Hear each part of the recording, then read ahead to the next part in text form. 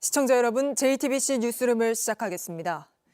헌법재판소가 조금 전 한덕수 대행이 헌법재판관 후보자를 지명한 효력을 전원일치로 정지시켰습니다.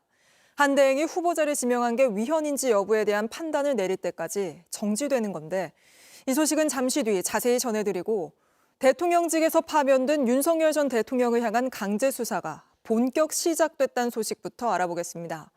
경찰이 오늘 처음으로 체포영장 집행을 저지한 것과 관련해 특수 공무집행 방해 혐의로 대통령실에 대한 압수수색에 나섰습니다.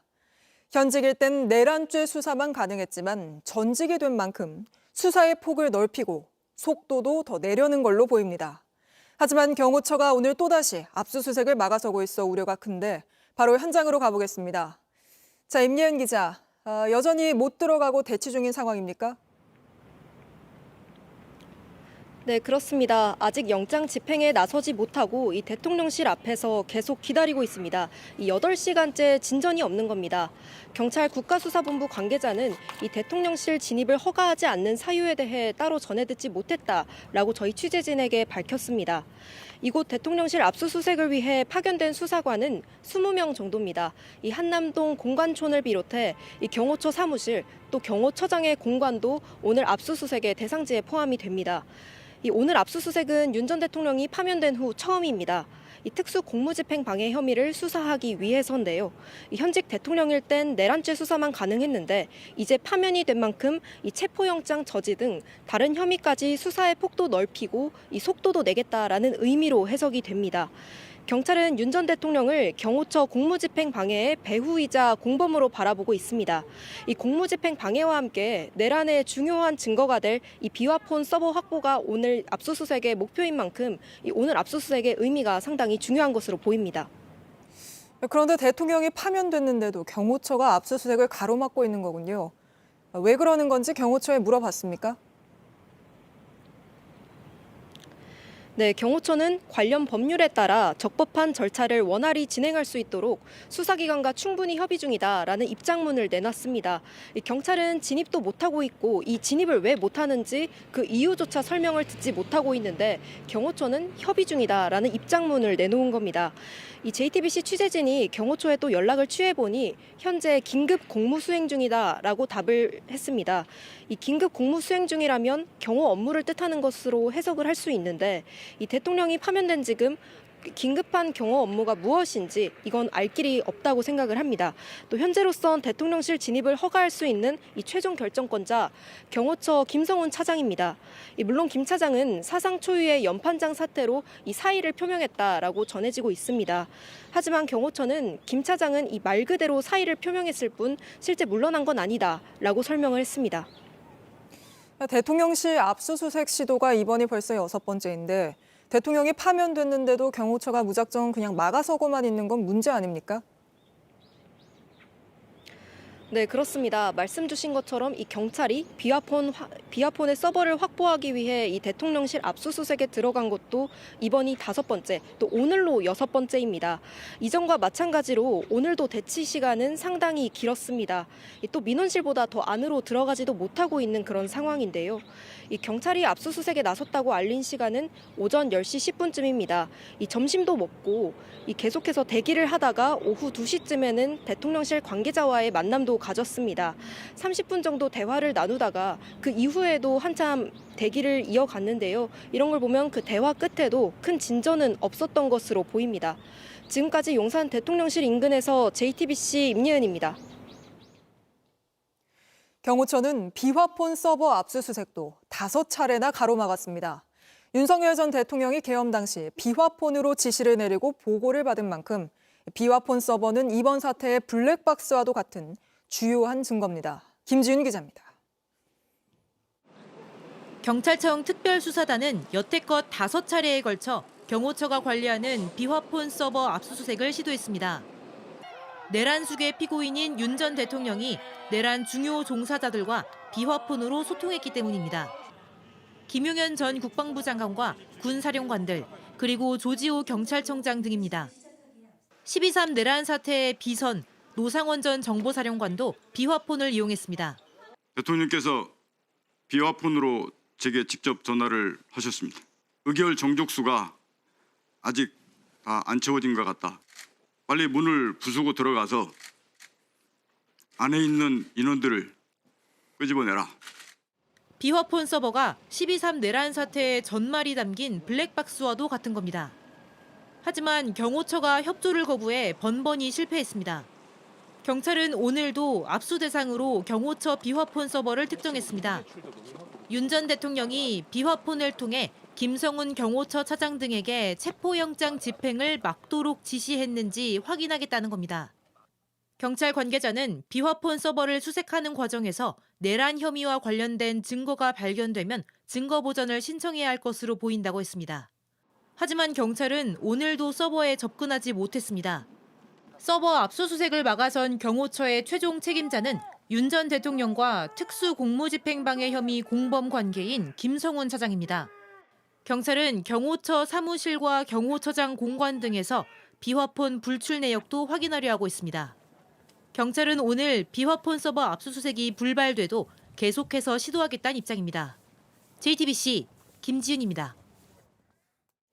이번엔 헌법재판소로 가보겠습니다. 헌법재판소가 조금 전 한덕수 대통령 권한대행이 재판관 임명 절차를 중단해야 한다고 전원일치로 결정 내렸습니다. 헌재에 나가 있는 김혜리 기자 연결하죠. 자, 김 기자, 헌재 결정 내용부터 구체적으로 전해주시죠. 네, 헌재는 조금 전 한덕수 대통령 권한대행의 재판관 임명 절차가 중단돼야 한다고 결정을 했습니다. 어제 그리고 오늘 오전과 오후에 재판관 평의를 이어간 끝에 재판관 전원일치로 인용 결정을 내렸습니다. 한 대행은 지난 8일 대국민 발표에서 문영배 이미선 재판관의 후임으로 이완규 법제처장과 함상훈 서울고법 부장판사를 지명했습니다. 하지만 권한대행이 대통령 몫의 재판관을 지명하는 건 권한을 넘어선 일이라며 효력정지 신청이 헌재에 접수가 됐습니다. 그리고 8일 만인 오늘 헌재는 한 대행의 재판관 지명 절차를 중단해야 한다고 결정했습니다. 헌법재판소가 한덕수 대행의 재판관 지명에 문제가 있다고 본 이유는 뭡니까? 네, 헌재는 대통령 권한대행이 재판관을 임명을 할 권한을 행사할 수 있다고 단정할 수 없다며 임명 절차를 공식적으로 게시했고 국회 동의 없이 후보자를 재판관으로 임명할 수 있다고 밝혔습니다. 한 대행 측은 지난 14일 의견서를 통해 후보자를 발표한 건 의사표시일 뿐이라 공권력 행사라 아니라고 주장했습니다. 법률적인 효력이 없는 만큼 헌재가 각하를 해야 한다는 주장이었는데요. 헌재는 이 부분도 받아들이지 않았습니다. 헌재는 가처분이 기각됐다가 헌법 소원 청구가 인용이 되면 두 후보자가 재판관으로서 내린 결정에 대해 헌재 심판 기능이 극심한 혼란이 발생하게 된다며 헌법과 법률이 정한 자격 절차에 의해 임명된 재판관이 아닌 사람의 결정으로 헌재 신뢰가 크게 훼손될 수 있다고 밝혔습니다. 그럼 한덕수 대행이 재판관 후보자들을 지명한 건 이제 어떻게 되는 겁니까? 네, 헌재의 결정으로 더 이상 이완규 법제처장과 함상훈 서울고법 부장판사의 재판관 임명 절차는 당분간 진행될 수 없습니다. 한 대행은 두 후보자를 발표한 후에도 국회에 인사청문 요청서를 보내지 않아 왔는데요. 오늘 헌재의 결정으로 두 후보자 지명은 사실상 철회가 되고요. 앞으로 뽑힐 대통령이 다음 재판관 후보자를 다시 지명할 것으로 보입니다. 오늘 헌재의 판단은 마은혁 재판관의 임명으로 재판관 구인 체제에서 나온 결정입니다. 신임 재판관 후보자 임명이 이제 대선 이후로 미뤄지게 되면서 당분간 헌재는 7인 체제로 운영이 되게 됐습니다. 지금까지 헌법재판소에서 JTBC 김혜리입니다. 보신 것처럼 헌법재판소는 보수 성향의 재판관들까지 전원일치로 한덕수 대통령 권한대행이 재판관 임명 절차를 중단해야 한다고 판단했습니다. 오늘 이 결정은 정치권에도 적지 않은 파장을 일으킬 걸로 보이는데 정치부 박사라 기자와 스튜디오에서 좀 더 이야기 나눠보겠습니다. 자, 박 기자, 우선 이 헌법재판소가 효력정지 가처분 신청을 인용한 이유부터 다시 한번 짚어보죠. 네, 일단 헌재는 본안 사건의 결론이 나올 때까지는 재판관 임명 절차를 중단해야 한다는 효력정지 가처분을 받아들인 겁니다. 만약에 대통령 권한대행에게 이 재판관을 지명할 권한이 없는데도 임명 절차가 진행돼서 임명될 경우에는 이제 효력을 두고 논란이 생길 것 아닙니까? 네. 그래서 극심한 혼란이 야기된다고 판단을 했습니다. 그러니까 임명 절차에 문제가 있던 재판관이 헌법 심판을 했을 경우에 그 헌법재판의 규범력이 약화되고 신뢰에 큰 문제가 생긴다는 겁니다. 특히 심판을 신청한 신청인이 회복하기 어려운 손해를 입게 될 수 있다는 점도 강조했습니다.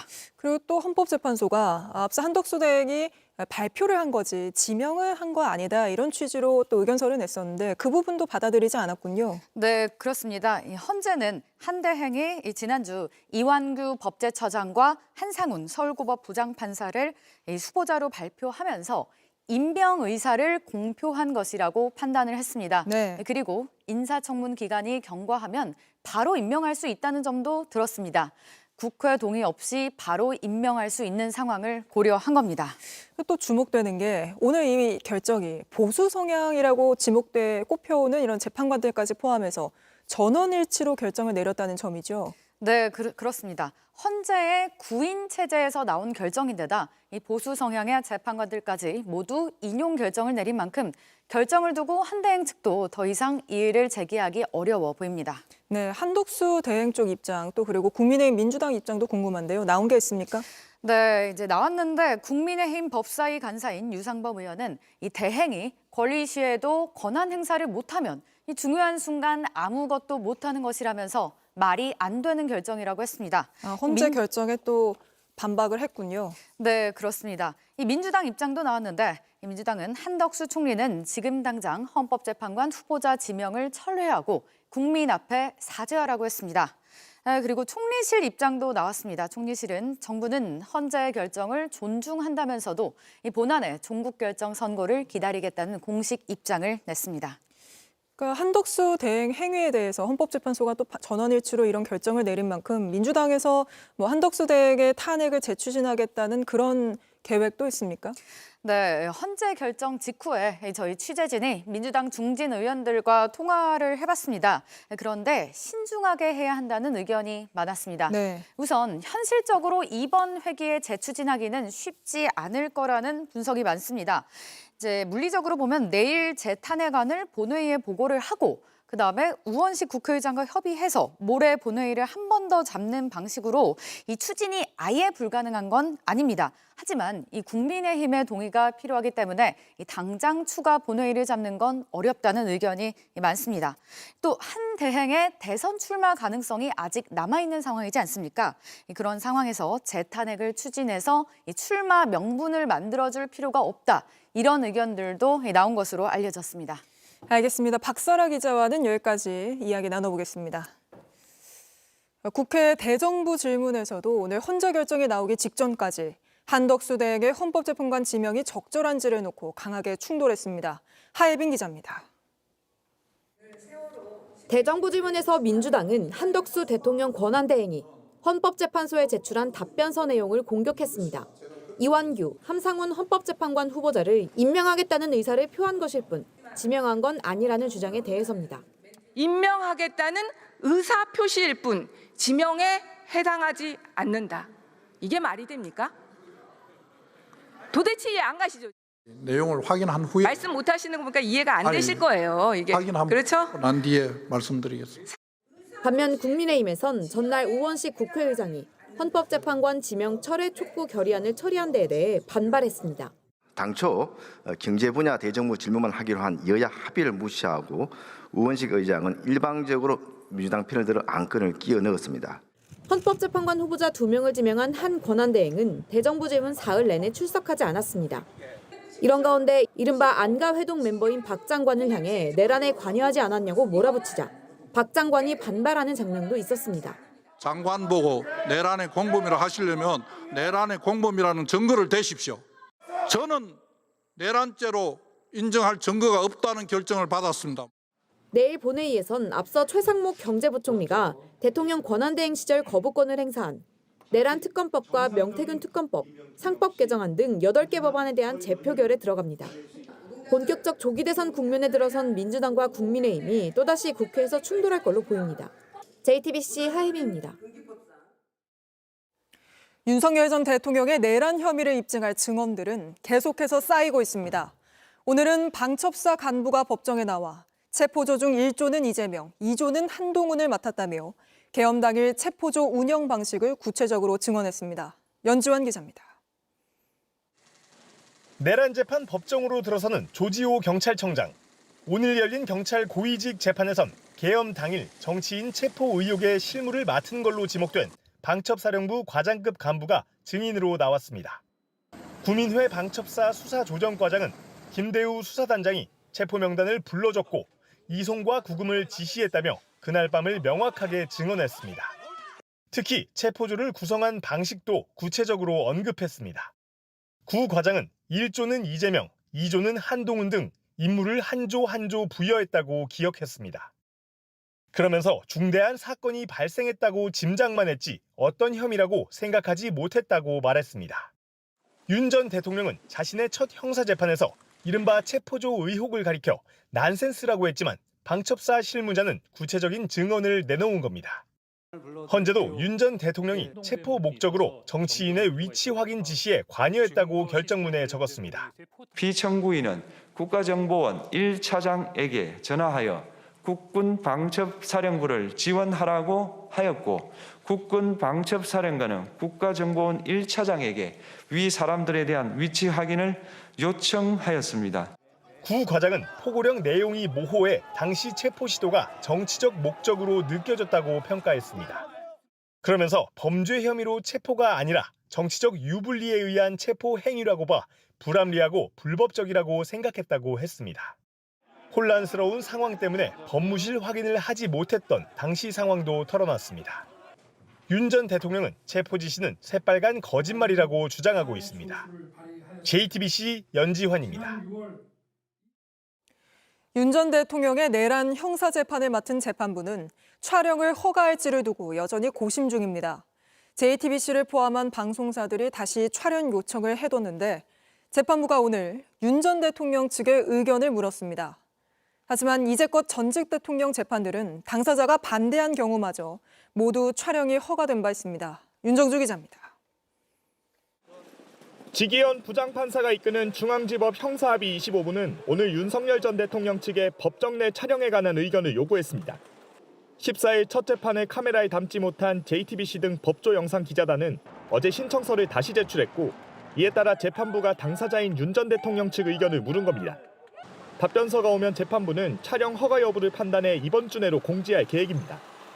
앞서 재판부는 지난 14일 열린 첫 재판의 촬영을 불허하며 촬영 신청이 2건 있었지만 너무 늦게 신청돼 피고인에게 필요한 절차를 물을 수 없었다는 사유를 댔습니다.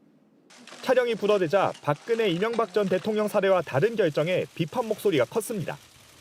2018년 이명박 전 대통령 재판 땐 당사자 반대에도 촬영을 허가했습니다. 당시 이 전 대통령 측은 국가적 위신이 떨어질 수 있다며 촬영 반대 의사를 전했지만 재판부는 국민적 관심 사항과 공공의 이익을 고려했다며 허가 이유를 밝혔습니다. 실제 대법원 규칙엔 공공의 이익을 위해 상당하다 인정할 경우 피고인 동의 없이 재판장이 촬영을 허가할 수 있다고 돼 있습니다. 지금으로선 재판장인 지기현 판사의 뜻이 촬영의 가장 큰 변수입니다. JTBC 윤정주입니다. 조기 대선 소식으로 이어가겠습니다. 3명의 후보자가 출사표를 던진 민주당은 예비 경선, 그러니까 컷오프 없이 오늘부터 본경선에 돌입했습니다. 이재명 후보는 공개 일정을 최소화하고 현안 발언을 줄인 조용한 경선 전략을 펴고 있는데 이 후보와 김경수, 김동연 후보 모두 경제 관련 공약의 윤곽을 공개했습니다. 유정화 기자입니다. 민주당 이재명 후보는 세월호 11주기 기억식에 참석해 생명과 안전이 존중되는 사회를 만들겠다고 했습니다. 다만 정치 현안 질문은 따로 받지 않았고 앞서 공명선거 실천 서약식에서도 마찬가지였습니다. 낮은 자세로 최선을 다하도록 하겠습니다.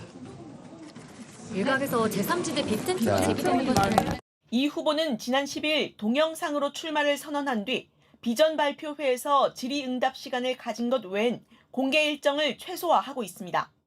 유튜브 출연도 사전 녹화로 하는 등 조용한 행보를 하고 있는 겁니다. 돌발 상황 가능성을 차단해 경선 과정에 잡음을 줄이겠다는 의도로 풀이됩니다. 민주당은 경선 기간 TV 토론을 단 2차례만 할 계획인데 지난 대선은 물론 탄핵 국면에서 치러진 2017년보다 적은 횟수입니다. 컷오프 없이 오늘부터 본경선에 돌입한 새 후보는 경제 공약의 윤곽을 드러냈습니다. 김경수 후보는 국가 투자 시대를 강조하며 증세도 말할 수 있어야 한다고 주장했습니다. 필요하다면 정세도 논의해야 합니다. 다음 정부에서는 핵심적으로 정세를 국민들과 논의할 수 있는 그런 정부의 자기 혁신을 먼저. 경제 전문가를 자임한 김동연 후보도 증세 논의에 힘을 실었는데 이 후보의 기본소득 입장에 대해선 비판했습니다. 일관성이 없거나 예측 가능성이 없는 정책이 가장 안 좋은 겁니다. 기본소득이 오락가락하는 것은 대단히 바람직하지 않은 일이다. 이 후보 측 싱크탱크 성장과 통합도 출범식을 열고 3, 4, 5 성장 전략을 국가 비전으로 제시했습니다. 3% 잠재 성장률, 4대 수출 강국, 1인당 국민소득 5만 달러 달성을 목표로 한다고 밝혔습니다. JTBC 류정화입니다. 국민의힘은 오늘 1차 경선 진출자 8명을 확정했습니다. 그중 5명이 대선 불출마를 선언한 오세훈 서울시장을 찾아갔습니다. 오 시장의 지지세를 끌어오기 위한 걸로 보이는데 유한울 기자입니다. 오세훈 서울시장을 만나고 나온 국민의힘 대선 경선 후보들. 초록빛 표지에 서울시 정책 자료집을 손에 들고 있습니다. 하나같이 오 시장의 약자 동행 정책을 치켜 세웠습니다. 획기적인 성과를 거두고 계시는 시장님의 정책을 제가 듣고 이렇게 메모를 전부 했습니다. 오 시장이 준비하던 공약을 받아서 꼭 실천하겠다고 공언하는가 하면 커다란 옥동자 같은 그런 공약을 반드시 실천하고 공약에 포함시키겠다. 약자 동행에 본인만한 적임자가 없다고 강조하기도 했습니다. 아버지의 마음의 보수가 아니라 어머니의 마음을 강조한 것이고 그래서 저 나경원 대통령이 할 수 있는 것. 국민의힘 대선 후보 선출을 위한 1차 경선에 오른 8명 중 어제 오늘 오 시장을 찾아간 후보만 5명입니다. 대선 불출마를 선언한 오 시장의 지지세를 끌어가기 위한 움직임으로 풀이됩니다. 갈 곳을 잃은 표가 결국 당의 전통적인 지지층으로 흡수될 거란 예측과 오 시장처럼 중도 보수인 후보에게 향할 거란 전망이 엇갈립니다. 정치적 스탠스가 가장 비슷하다 그 말씀을 하셨습니다. 중도 확장성에 대해서 말씀을 하시는 것 같습니다. 한동훈 후보는 대구를 찾아 전통 지지층 공략에 나선 가운데 제가 여기서 여러분으로부터 그 확신을 얻어갑니다. 저는 이재명 대표를 이길 겁니다. 일단 자체 행보에 집중하면서 오 시장과의 회동도 추진한다는 계획입니다. JTBC 유한울입니다. 그런가 하면 한덕수 대통령 권한대행은 어제 광주에 이어 오늘은 울산을 찾았습니다. 대선을 염두에 둔 행보 아니냐는 해석이 따라붙었는데 국민의힘 주자들은 일제히 견제구를 날렸습니다. 강희연 기자입니다. 한덕수 대통령 권한대행이 오늘 울산 현대중공업 공장을 찾아 초기함을 둘러봤습니다. 이에 앞서 결식 아동들에게 무료 식사를 제공해온 식당을 찾아 직원들을 격려했습니다. 좋은 일 많이 하시고 또 저희도 울산에 오는 길이 있으면 계속 드리도록 하겠습니다. 한 대행은 전날엔 광주에 있는 기아차 공장을 방문하고 어려운 이웃에게 저렴한 식사를 제공해온 식당도 찾아 손편지를 전달했습니다. 이틀 연속 호남과 영남을 잇따라 찾아 경제와 민생을 아우르는 행보를 이어가고 있는 겁니다. 국민의힘 대선 경선에 한 대행이 참여하지 않았지만 당 안팎에선 추후 무소속으로 출마해 국민의힘 최종 후보와 단일화하는 방안이 연일 거론되고 있습니다. 국민의힘 대선 주자들은 계속 견제구를 날렸습니다. 갑자기 지금 처음부터 돼 있는데 부전승으로 기다린다. 그걸 누가 동의하겠어요? 한덕수 대행의 모습은 굉장히 적절하지 않다고 봅니다. 말도 안 되는 말이라서 내가 답변을 안 하겠습니다. 그분 그런 짓 할 사람 아닙니다. 안철수 후보도 외부 수혈은 호박에 줄긋고 국민을 속이자는 말에 불과하다며 평가절하했습니다. 반면 김문수 후보 캠프는 한덕수 추대론을 띄워온 박수영 의원을 영입하며 가능성을 좀 더 열어뒀습니다. 우리 당이 대선에서 반드시 승리해야 되는데 그 부분에 대해서 굉장히 열린 마음을 갖고 계시기 때문에 전날 추가적인 출마설 언급은 당 경선 흥행에 도움이 되지 않는다고 했던 당 지도부는 오늘은 발언을 막을 권한이 없다며 관망하는 입장을 보였습니다. 그 수많은 의원님들의 입을 제가 어떻게 막겠습니까? 막을 권한도 없고 능력도 없습니다. JTBC 강연입니다. 상호 관세 문제를 놓고 우리 정부가 다음 주 미국과 본격 협상에 들어갑니다. 우리의 협상 카드로 거론되는 것 중 하나가 이 알래스카 가스관 개발 사업인데 신중하게 접근해야 한다는 지적도 나옵니다. 박소연 기자입니다. 미국 알래스카 가스관 개발 사업은 트럼프 일기 행정부 때도 화두였습니다. We have trade deficits with numerous countries and we don't want to have trade deficits. So 당시 한국가스공사는 알래스카 측과 업무 협약을 맺고 사업 타당성 등을 따져보기로 했지만 별다른 진척은 없었습니다. 조금 이제 교류에 있다가 어느 순간 약간 흐지부지 느낌으로 조금 종료가 된 걸로 알고 여러 가지 상황은 고려가 돼서 뭐 그랬지 않았을까 싶습니다. 알래스카 북단에서 채굴한 천연가스를 1,300km짜리 가스관을 통해 남단으로 옮긴 뒤 액화에 판매하는 프로젝트인데 수십 년간 미국의 수건 사업 중 하나입니다. 하지만 늘 사업성이 논란이 되었습니다. 가스관 건설 등 사업비만 60조 원대에 이르는 데다 1년 내내 땅이 얼어 있어 일할 인력조차 구하기 어렵다는 겁니다.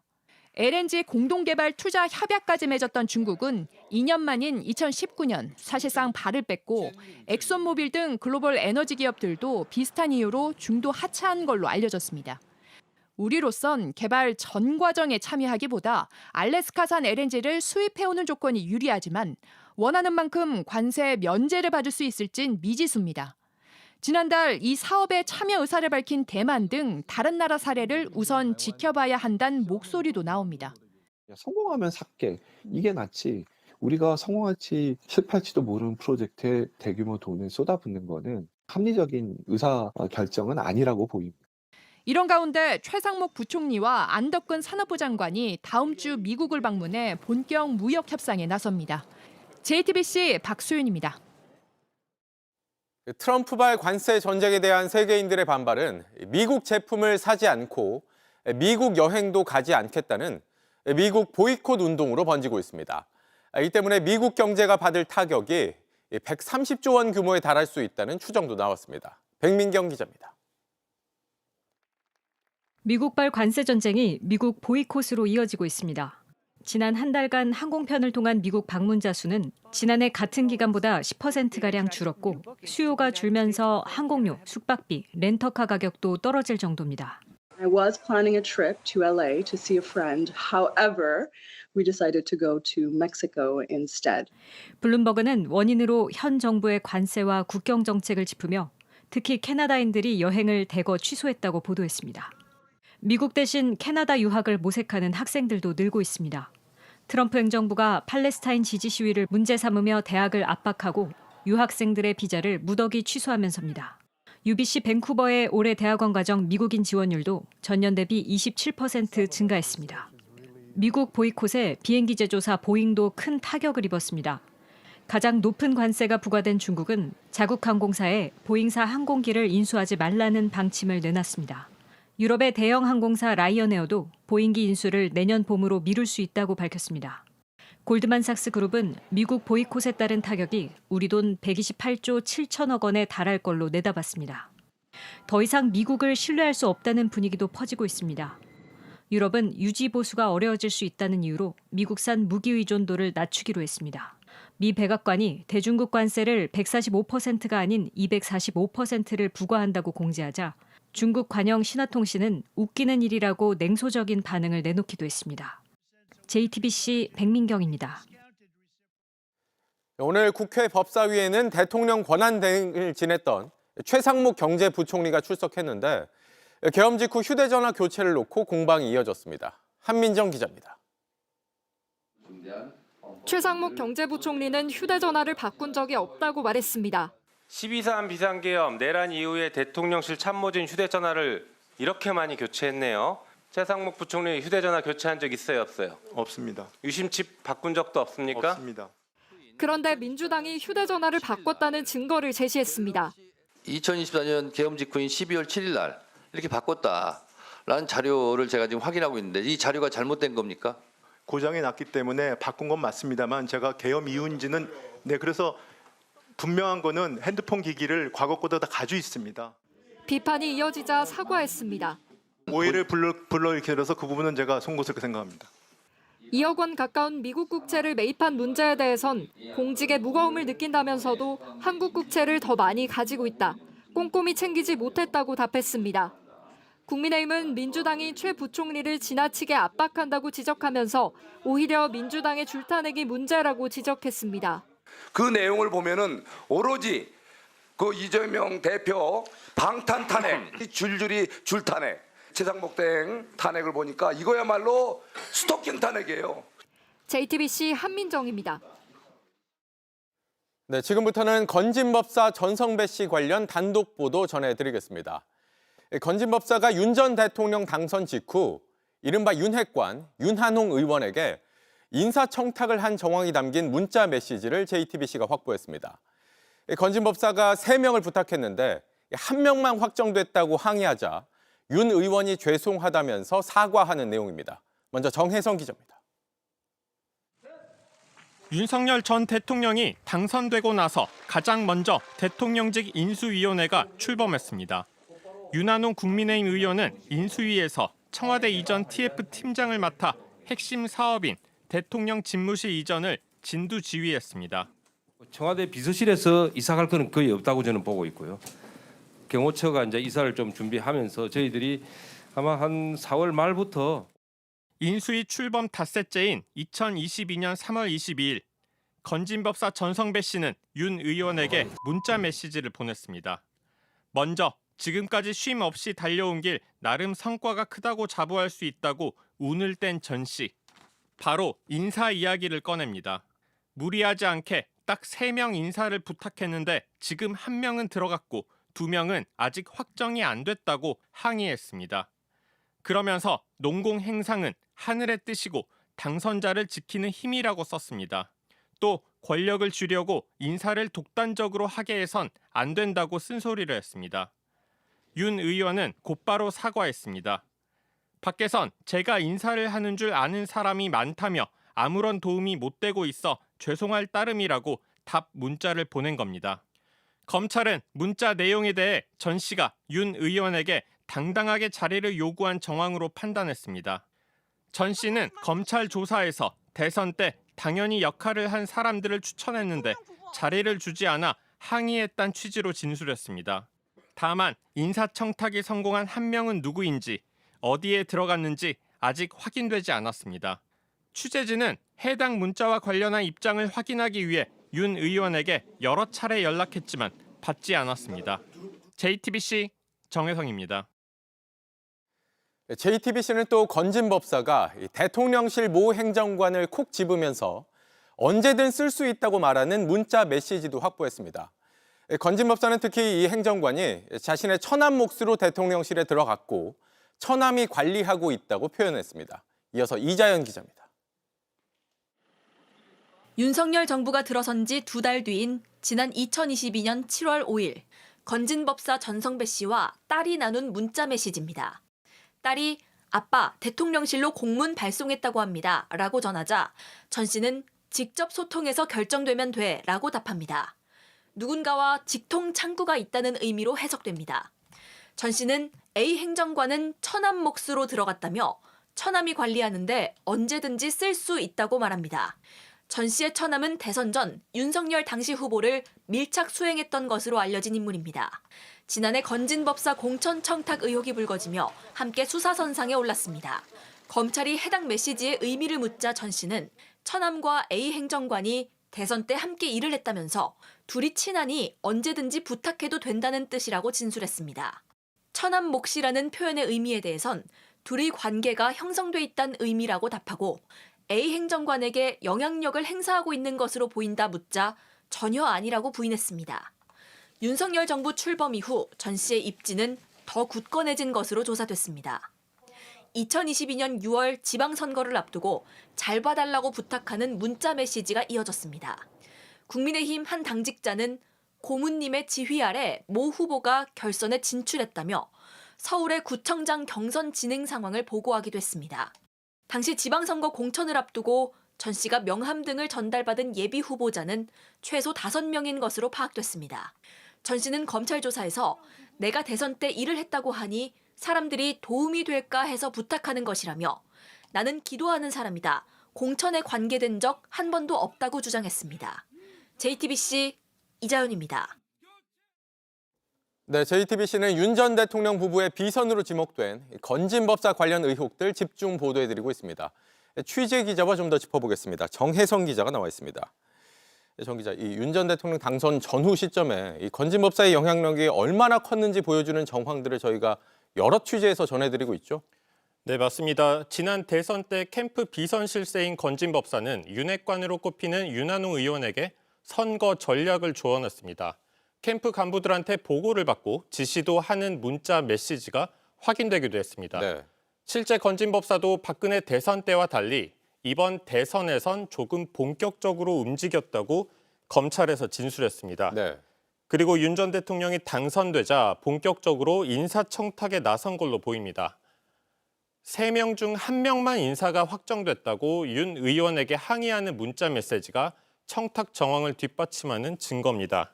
그리고 대통령실 행정관 1명을 언제든 쓸 수 있다. 천한 몫이라고 직접 언급하기도 했습니다.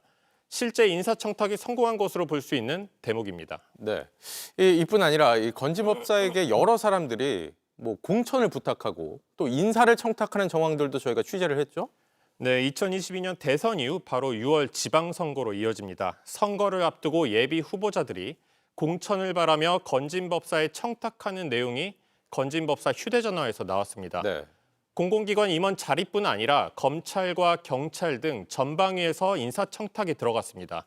한 종교단체가 윤석열 정부에 줄을 대기 위해 건진법사에 고문료를 지급한 사실을 검찰이 포착하고 이쪽으로 수사를 확대하고 있는 사실도 확인됐습니다. 네.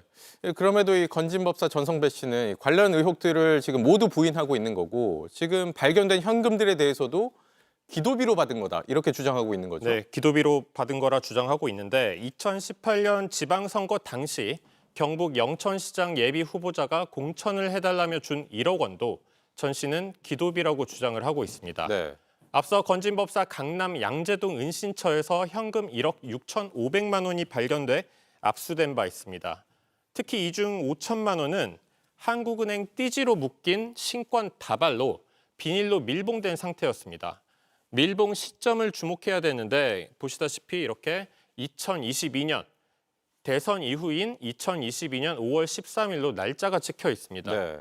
네, 그리고 한국은행 관계자는 신권으로 밀봉해서 외부로 나가는 경우는 굉장히 드물다. 밀봉된 신권 다발을 개인에게 주는 경우는 잘 없다. 이렇게 설명하기도 했습니다. 네. 건진법사는 이 또한 기도비란 주장과 함께 누구에게 받은 돈인지 기억이 안 난다고 주장하고 있습니다. 어떻게 받은 돈인지 구체적으로 소명을 못 하고 있는 거군요. 네, 소명을 하지 않고 있고 검찰이 기도비가 너무 많은 것 아니냐고 묻기도 했습니다. 그러자 건진법사가 최소 1,000만 원에서 최대 3억 원까지 받기도 한다. 이렇게 답을 했고요. 네. 검찰은 건진법사 휴대전화, 이른바 법사폰에서 나온 이력서와 청탁 문자 메시지 등을 바탕으로 수사를 확대하고 있습니다. 네, 알겠습니다. 여기까지 듣죠. 정혜성 기자였습니다. 오늘은 세월호 참사 11주기입니다. 11년이 흐르는 사이 세월호 유가족들은 참사가 난 곳이면 어디든 찾아가 피해자들의 손을 잡아주게 됐는데 심가은 기자가 만났습니다.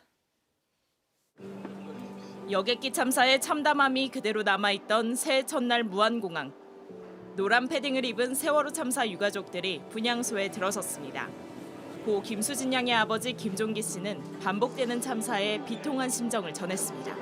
우리가 세월호 참사를 계기로 다시는 참사가 반복되지 않는 그런 사회를 만들자고 11년을 이렇게 싸워왔는데 자꾸만 참사가 반복되는지 너무나도 참담하고. 넉 달이 지나 오늘 기억식에서 김 씨를 다시 만났습니다. 참사가 일어났을 때 그 옆을 지켜야 한다는 생각은 그대로였습니다. 우리가 먼저 그 참사를 겪은 경험자로서 가서 위로해드리고 추모하고 그리고 필요한 부분들이 무엇인가를. 이런 뜻을 모아 유가족들은 지난해 국내 최초 재난 피해자 권리 증진 전문센터인 우리 함께를 세웠습니다. 유가족들과 변호사 등 전문가, 활동가가 모여 참사 현장에서 필요한 정보와 자원을 제공하는 겁니다. 무안공항에선 경황이 없는 피해자 가족 대신 3박 4일 동안 그들의 자녀를 돌봤습니다. 내가 그걸 당해봤기 때문에 그 피해자들이 얼마나 힘들까라는 그런 것 때문이라도 이거를 계속 멈출 수가 없는 것 같아요. 아리셀 화재 참사와 올해 대형 산불 현장에서는 이재민 센터에 베개가 없다는 등 불편 사항부터 고령 피해자들이 돋보기가 없어 피해 사실 증명서를 쓰지 못한다는 세밀한 부분까지 짚어내 유관기관에 전달했습니다. 이분들이 조직을 만들 때 가장 큰 희망은 우리처럼 깊게, 우리처럼 오래 아파하지 않도록 재난이 발생하면 재난 피해자들의 손을 먼저 잡아주겠다는 것이었거든요. 세월호 참사 그 이후 11년. 유가족들은 참사 피해자로만 남지 않고 또 다른 피해자들의 기댈 곳이 되어주고 있습니다. JTBC 심가은입니다. 해군의 한 간부가 병사의 배를 커터칼로 찌르는 가혹행위를 한 혐의로 군 검찰 수사를 받고 있는 걸로 확인됐습니다. 이 간부는 평소에도 내 샌드백이 되보라며 폭행과 폭언을 일삼았다고 하는데 김재현 기자가 단독 취재했습니다. 해군 모 부대에서 복무했던 병사 A씨는 지난해 11월 충격적인 일을 겪었습니다. 같은 부대에 근무하던 간부 B준이가 A씨의 어깨를 2차례 치더니 커터칼로 복부를 내리찍었다는 겁니다.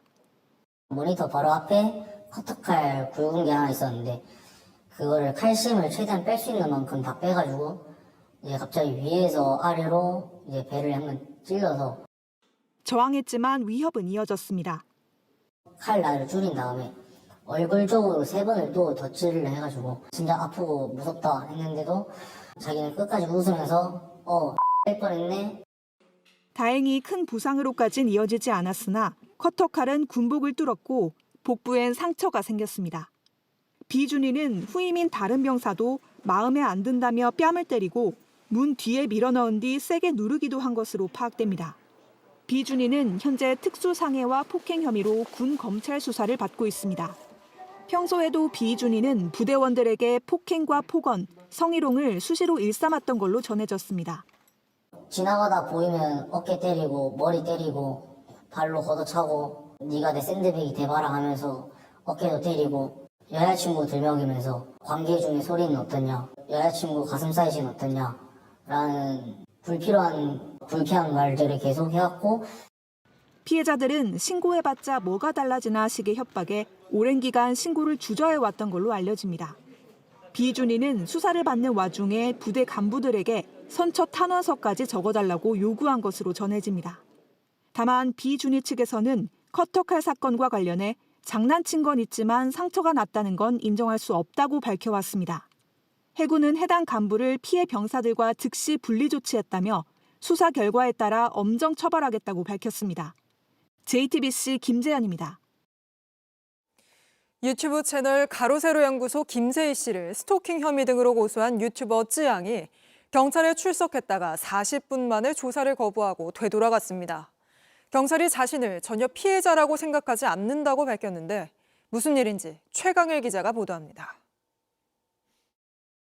상대방이 한번 이거에 대해서 의문을 던지면 저는 그걸 아니라고 해명하기 위해 진짜 다 모든 얘기를 해야 되니까. 천만 유튜버 쯔양은 지난해 원치 않았던 과거 사생활이 폭로됐습니다. 유튜브 채널 가로세로 연구소는 진실을 보도하겠다며 정작 피해자가 원치 않는 사연을 공개했습니다. 그 과정에서 구제역 등 이른바 사이버 레커들은 쯔양에게 공갈 협박을 했고 유죄 판결을 받았습니다. 하지만 2차 가해는 계속됐습니다. 피해자인 척하지 말라면서 그거를 사과하라고 얘기를 하더라고요. 그래서 저희 입장에서는 뭘 대체 사과해야 되는지도 모르겠고. 엉뚱한 방향으로 일은 흘러갔습니다. 가세현은 쯔양 중국 간첩설을 퍼뜨리기 시작했습니다. 보니까 이게 진짜로 온갖 중국 간첩, 왕해군을 포함해서 온갖 세력들이 다 연관된 그런 작은 사건이 아니다. 견디다 못한 쯔양은 지난해 7월 정보통신망법 위반과 협박 등 혐의로 가세현을 고소했습니다. 누군가 바로잡아주기를 바랐습니다. 7개월이 지났습니다. 서울 강남경찰서는 지난 2월 증거가 부족하다며 무혐의 종결했습니다. 정말 감사드립니다. 강남경찰서에서 이렇게까지 써주실 줄은. 쯔양 측은 납득하기 힘들었다고 했습니다. 검찰에 이의를 제기했고 검찰은 강남서에 보완 수사를 요구했습니다. 그리고 오늘 쯔양은 고소인 신분으로 출석했습니다. 공정한 수사를 다시 할 수 있을지에 대해서 의문이 되는 상황들이 있어서 하지만 40여 분 만에 조사를 거부하고 나왔습니다. 피해자 보호 의지가 없다는 것 같다는 게 이유였습니다. 경찰은 확인해드릴 내용이 없다고 밝혔습니다. JTBC 최강일입니다.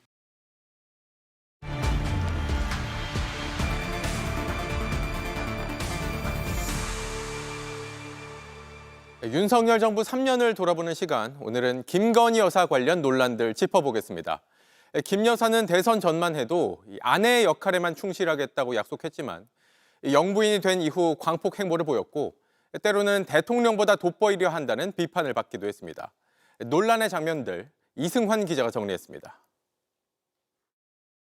김건희 여사가 지난 2022년 11월 캄보디아에서 심장병을 앓고 있는 아이를 안고 찍은 이 사진이 논란이 됐습니다.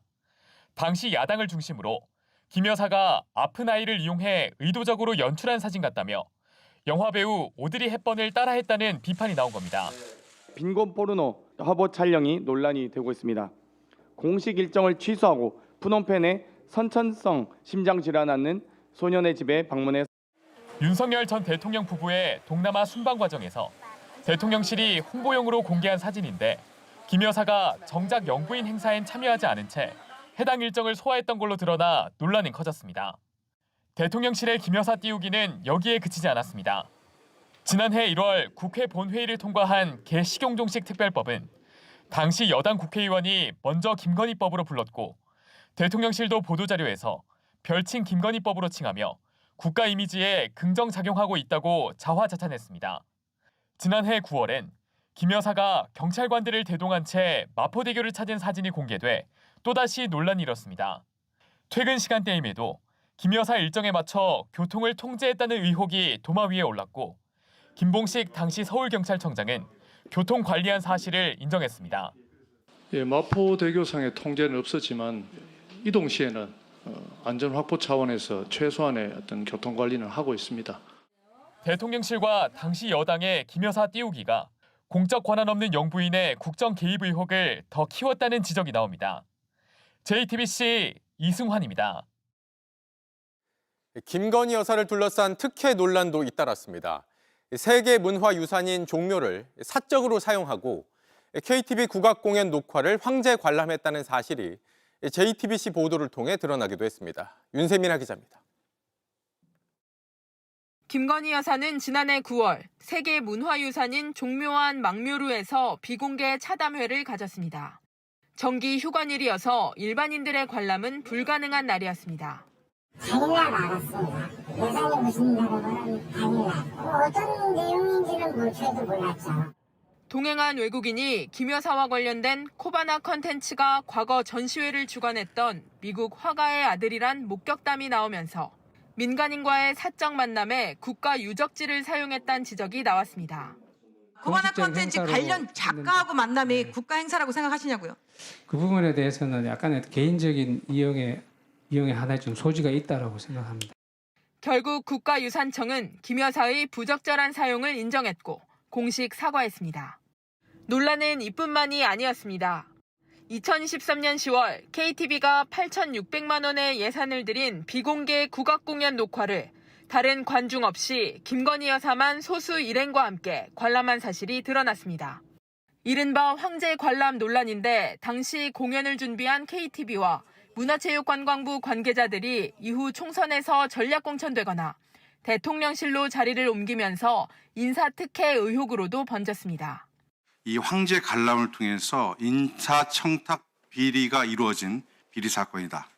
국고 8,600만 원을 유용한 범죄 행위다라고 생각합니다. 또 김 여사의 황제 관람에 관여하고 국회에서 위증까지 했던 문체부 고위 공무원이 대통령이 최종 임명하는 국립국악원장 자리에 지원한 사실도 드러나 논란이 됐습니다. JTBC 윤세민입니다.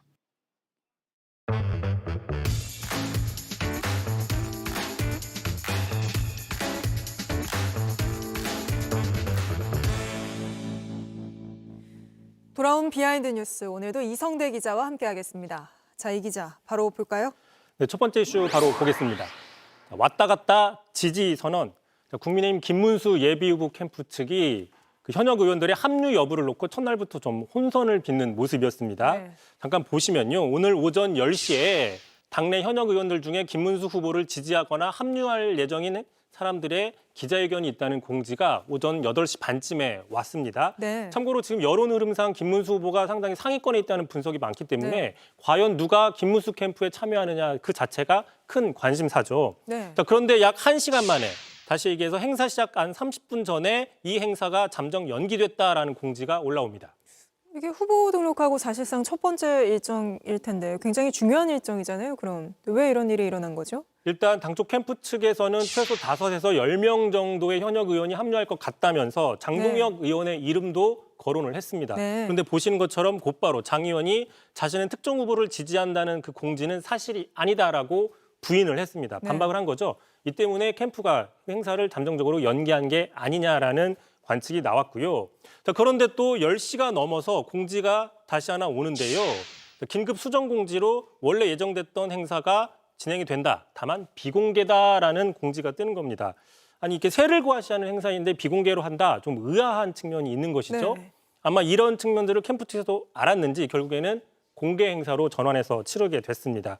결국에 정치권 안팎에서는 김문수 캠프가 좀 성급하게 세불리기에 나서다 보니 당사자들의 의중을 미리 제대로 파악하지 못한 게 아니냐 뭐 이런 분석도 있습니다. 네, 뭐 해프닝일 수 있겠지만 첫 시작부터 좀 어수선한 모습이군요. 참고로 장동혁 의원은 빠졌지만 합류 인사 중에 눈에 띄는 사람이 있습니다. 바로 박수영 의원인데요. 자, 당내에서 앞장서서 한덕수 차출론을 이야기하고 있는 의원입니다. 자, 그런데 왜 김문수 캠프에 합류했느냐 질문이 나올 수밖에 없는 것이죠. 자, 지금 자신이 봤을 때는 여러 후보 중에 김문수 후보만 오직 유일하게 꼭 자신이 되지 않아도 된다. 이른바 난가가 아니다. 이런 측면이 있어서 지지한다 얘기를 했습니다. 잠깐 들어보시죠. 우리 당이 대선에서 반드시 승리해야 되는데 그 부분에 대해서 굉장히 열린 마음을 갖고 계시기 때문에 박수영 의원은 김문수 후보를 뭐 최종 후보로 만드는 게 목표가 아니라 뭐 한덕수 총리와의 가교 역할을 하려고 하는 거다 이런 뜻인가요? 그러니까 그런 분석들이 지금 많이 힘을 얻고 있습니다. 참고로 오늘 캠프 합류하면서도 이런 자신의 글을 올렸는데 자, 김문수 등 보수파 지지 후보 플러스 경제 전문가 한덕수 대행의 시너지는 필승이다 이런 공식을 올리면서 아직도 한덕수 차출론에 여전히 힘을 싣는 모습을 보여줬고요. 다만 이런 박수영 의원의 분석과 전망이 앞으로 맞아떨어질지는 좀 두고 봐야 됩니다. 참고로 거의 딱 1년 전이죠. 지난해 4월 15일 당시 그 박수영 의원이 총선 참패가 아니라면서 자신이 직접 그래프를 그려서 분석한 것을 저희가 서서 하는 돌비뉴스 시간에 전해드린 바가 있었습니다. 잠깐 다시 보시면 왼쪽에 그 백석부터 시작해서 마치 의석수가 크게 증가한 것처럼 분석을 하고 오른쪽 보시면 득표율 차이도 크게 줄어든 것처럼 그래프를 착시해서 왜곡한 게 아니냐. 그래서 이른바 뭐 정신 승리가 아니냐 이런 분석들이 나온다고 전해드린 바가 있습니다. 네, 기억이 납니다. 아무래도 당분간 국민의힘이 경선이 좀 치열하기 때문에 계속 또 소식이 많이 있겠군요. 의대생들 대다수가 1학기 등록을 마쳤지만 여전히 수업을 거부하고 있습니다. 이런 상황에서 정부가 내년도 의대 모집 인원을 원점으로 되돌리기로 해서 또 100기를 들었다는 지적이 나옵니다. 박상욱 기자입니다. 충청권의 한 의과대학입니다. 새 학기가 시작한 지 한 달이 지났지만 강의실도 실습실도 인적이 드뭅니다. 의대 친구들도 여기서 수업을 하나요? 안 나와요, 학교. 수업을 듣는 의대생 수는 3분의 1가량밖에 안 됩니다. 이마저도 실제 참석하는 학생은 들쑥날쑥입니다. 학교 학칙엔 결석 일수가 한 달이 넘으면 제적이 된다고 나와 있는데 일부 의대생이 제적을 피하기 위해 하루 이틀만 반짝 출석하는 겁니다. 또 학교 측이 온라인 수업을 병행했지만 출석 체크만 하는 경우도 많았습니다. 모두 교묘히 편법을 쓰는 셈입니다. 일부 의대들 학칙도 비슷한데 이를 악용하는 학생들이 있는 걸로 알려졌습니다. 수업 거부 사태가 계속되면 대규모 유급과 제적이 불가피하고 교육의 질도 떨어지게 됩니다. 이제 복귀하지 않고 나중에 이제 돌아오면 정말 세배의 학생을 교육하는 좀 이제 굉장히 어려운 상황이 발생할 수도 있습니다. 그런데도 대한의사협회는 의대생들의 혼자가 아님을 보여주겠다며 총궐기 대회를 예고했습니다. 수업 복귀를 독려하기보다 수업 거부에 명분을 실어주는 셈입니다. 정상화가 안 된 상황인데도 정부는 내년도 모집 인원을 3,058명 원점으로 가닥을 잡았습니다.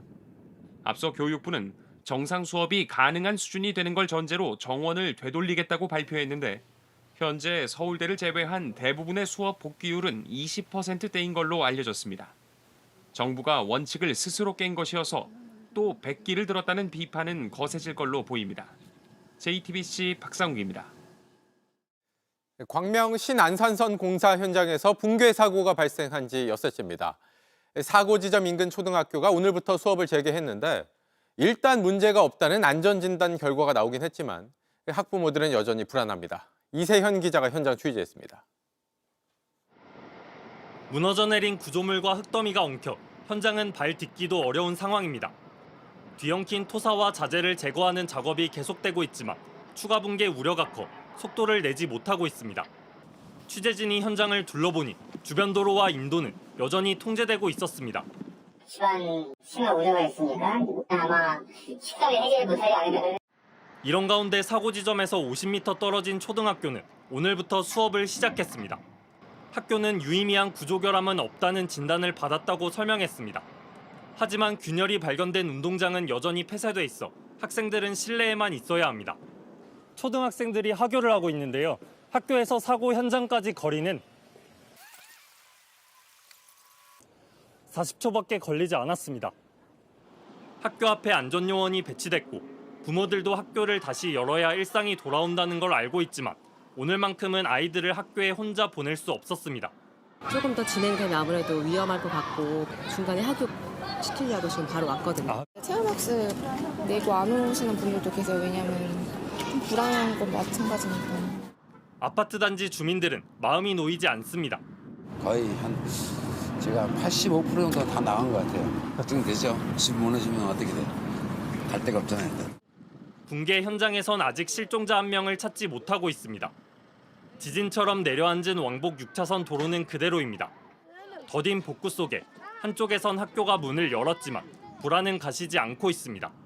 JTBC 이세현입니다.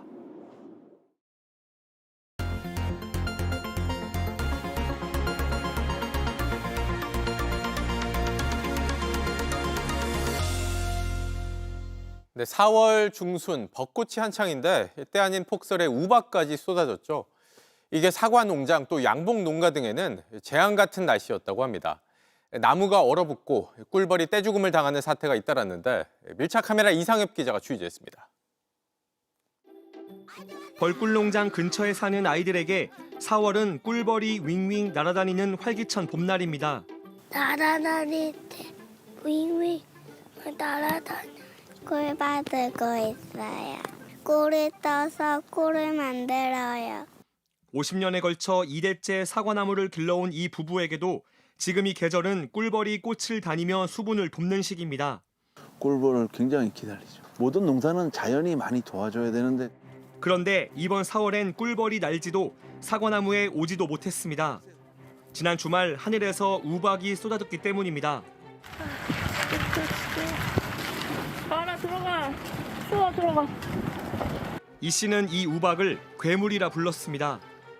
하늘이 진짜 갑자기 이렇게 구름이 까맣게 이렇게 헬게이트 열린 것 같은 그런 우박 괴물이 나오는 거죠. 지난 12일부터 14일까지 충북 지역에 때 아닌 눈비와 강풍이 몰아쳤습니다. 무슨 제가 돌을 맞는 줄 알았어요. 요즘에 날씨가 이상하긴 해도 눈비도 같이 오고 바람도 많이 불고 우박도 한날 한시에 그렇게 모든 기후 이상 변화를 겪은 건 처음이었던 것 같아요. 도시 사람들은 그냥 날씨가 변덕스럽네 하고 넘겼지만 동식물을 키우는 일을 업으로 하는 사람들에겐 재앙 같은 일이었습니다. 꽃 피는 시기에 이제 꽃이 이렇게 나와야 하는데 수정을 해야지 사과가 달리는데 이게 쉽게 말해 딱 얼어버린 거예요. 꽃이 지거나 꽃이 얼거나 벌들도 꽃에 올 수 없는 상황이 벌어지겠네요. 양복 농가에다가 얘기를 해가지고 벌통을 빌려다가 갖다 놓을 수밖에 없는데 벌에 쏘일 수 있다 이렇게 경고문까지 적힌 이곳 제천의 양복 농가입니다. 이 벌통엔 꿀벌이 살고 있을까? 없습니다. 이 벌통 안에 벌들이 왜 죽은지를 벌이 뭉쳐서 이렇게 한겨울을 나는데 이 벌들이 밖에 나가서 많이 죽다 보니까 돌아온 벌들도 역시 약해져요. 온도를 유지할 수 있는 숫자가 안 되면은 다 동사하게 돼요. 꿀벌이 기온에 아주 민감하기 때문입니다. 보통 기온이 영상 15도 이상일 때 잘 사는데 이렇게 춥거나 꽃 위에 눈과 얼음까지 쌓이면 날갯짓을 못합니다. 꽃술 안에 꿀이 차 있던 게 이게 냉해를 입으면 그대로 얼어버려요. 벚꽃 속에 있는 꿀을 일벌이 가서 꿀을 물어서 빨아서 가져와야 되는데 그걸 못 하는 거죠. 이 농가에선 급기야 꿀벌을 따뜻한 남쪽으로 옮기고 있습니다. 여기 지금 살아있는 벌들은 없어요. 그러니까 나머지 벌들은 여기서 골라서 저희가 남해로 내려갔습니다. 너무 추워서 남해 같은 경우는 그래도 영상 한 15도 이상을 유지하니까. 청주의 또 다른 양봉 농가 벌통을 열어봤습니다. 벚꽃 꿀이 들어왔나 안 들어왔나 확인해 보는 겁니다. 꿀벌들이 가져왔을까요? 예, 가져왔죠. 이게 벚꽃 꿀이에요. 제천보단 피해가 덜하지만 여기저기 꿀벌들이 쓰러진 모습이 쉽게 확인됩니다. 우박이 온다고 해서 양봉 농가가 초긴장이 돼서 내부 1차 보온덮개를 설치를 하고 2차로 외부에 또 설치를. 최근 충북 양봉 농가 2,500여 곳에서 수십억 마리의 꿀벌이 사라졌습니다. 지자체도 나섰지만 근본적인 해결 방법이 없다 보니 농민들 한숨은 깊어집니다. 우리 지구상에 꿀벌이 없으면 존재하지 못한다. 인간이 작물이 생산이 되지를 않죠. 꿀벌이 그렇게 소중합니다. 농민들은 요즘 매일 하늘만 바라본다고 했습니다. 그냥 4월치고는 날씨가 이상하다 넘겨선 안 되는 이유는 지금 이 장면들이 우리의 삶과 무관하지 않기 때문입니다. 밀착 카메라 이상혁입니다. 투수는 팀 노히트 노런을 하고 타자는 척척 적시타를 때려내고 이런 팀은 절대 질 수가 없겠죠. LG가 가장 먼저 15승을 찍었는데요. 그 독주의 비결을 이혜원 기자가 현장에서 들어봤습니다. 9회 초 주자 2명을 모두 볼넷으로 내보낸 LG 마무리 장현식. 삼성 류지혁이 풀카운트에서 때린 공이 짧은 바운드로 튀었는데 LG 구본혁이 영리하게 잡아 병살로 끝냅니다. 프로야구 역사상 4번째 팀 노히트 노런을 완성했습니다. 15승도 가장 먼저 찍었습니다. LG는 팀 타율도 팀 평균 자책점도 모두 1위입니다. 차이를 만드는 힘은 수비입니다. 15일까지 18경기를 치르며 나온 실책은 5개로 다른 팀들과 비교했을 때 절반도 안 됩니다. 어떤 기록으로도 남지 않은 호수비는 계속 쌓여갑니다. 슬라이딩하며 베이스를 자연스럽게 터치하는 이루수 신민재의 센스, 유려한 턴으로 잡아내는 유격수 오지환의 감각, 외야로 빠질 것 같은 공을 어디선가 날아와 지워버리는 박혜민의 속도가 더해집니다. 지금까지는 투수는 포수만 보고 던질 수 있는 잘 짜여진 팀이 된 겁니다. 아무도 보지 말고 타자도 보지 말고 너랑 나랑만 오늘 둘이서 오늘 야구 해보자. 덕분에 LG와 삼성의 경기가 열린 잠실구장은 오늘도 매진이었습니다. 보고 싶어서 오늘 같이 왔어요. 괜찮았습니다. 선수들 화이팅! JTBC 이혜원입니다.